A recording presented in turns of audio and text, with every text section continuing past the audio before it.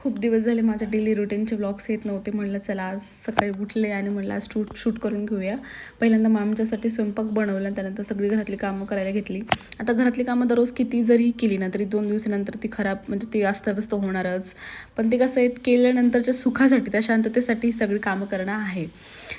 खूप असं नाही का, म्हणजे दसरा मी दसरा काढलाच नव्हता, कारण मी नेहमी दररोज साफ करतच असते, त्यामुळे आमचं काही एवढं लोड पडत नाही. आता ही गोष्ट मात्र खरी आहे की 2 माणसं असो किंवा 4 माणसं असो, जो पसारा पडणार आहे ना तो 4 माणसासाठी पण तेवढाच पडणार आणि 2 माणसासाठी पण तेवढाच पडणार. आज थोडे किचनचे रॅक्स वगैरे साफ करून घेतले.